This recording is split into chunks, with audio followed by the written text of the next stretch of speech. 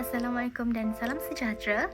Saya Shashana Suha binti Sigit Wibowo A187410 akan membentangkan usulan penyelidikan.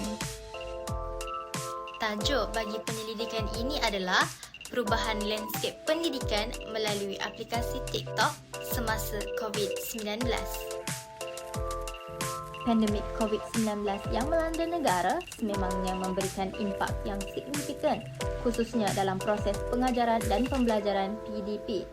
Disebabkan Perintah Kawalan Pergerakan PKP yang dikenakan, rata-rata guru di seluruh negara memerah otak untuk melakukan kaedah kreatif bagi mengajar pelajar mereka.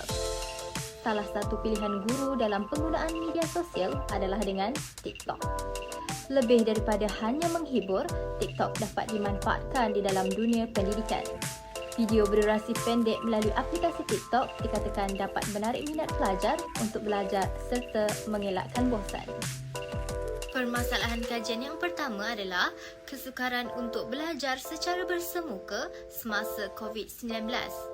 Yang kedua, pencarian medium yang sesuai dan seronok untuk pembelajaran semasa COVID-19. Objektif kajian. 1. Mengenal pasti bentuk perubahan dalam sistem pendidikan melalui aplikasi TikTok. 2. Menganalisis kepentingan penggunaan aplikasi TikTok dalam sistem pendidikan. 3. Merumuskan kesan penggunaan TikTok sebagai medium pendidikan di Malaysia. Persoalan kajian. Yang pertama, apakah bentuk perubahan dalam sistem pendidikan melalui aplikasi TikTok? Yang kedua, mengapakah aplikasi TikTok mempunyai kepentingan di dalam sistem pendidikan? Yang ketiga, bagaimanakah aplikasi TikTok menjadi medium penting dalam sistem pendidikan di Malaysia? Berikut merupakan kajian lepas bagi penyelidikan ini. Teori yang digunakan untuk kajian ini adalah teori difusi inovasi. Teori ini dibangunkan oleh E.M. Rogers pada tahun 1962.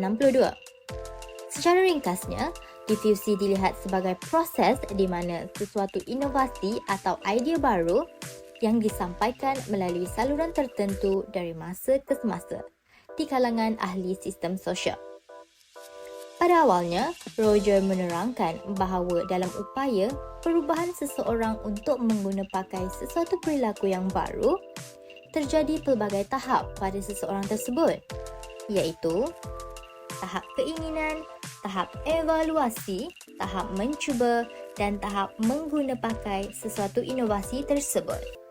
Bagi kerangka kajian, pemboleh ubah tidak bersandar adalah penggunaan aplikasi TikTok semasa COVID-19, manakala pemboleh ubah bersandar adalah perubahan landscape pendidikan.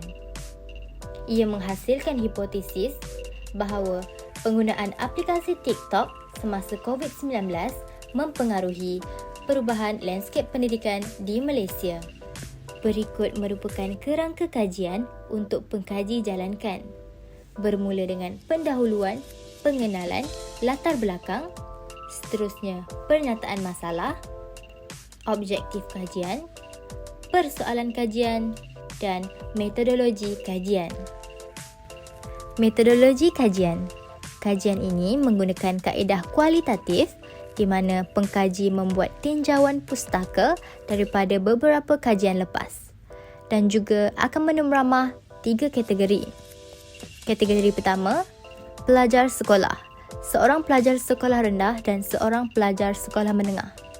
Kategori kedua, mahasiswa universiti, seorang mahasiswa IPTA dan seorang mahasiswa IPTS.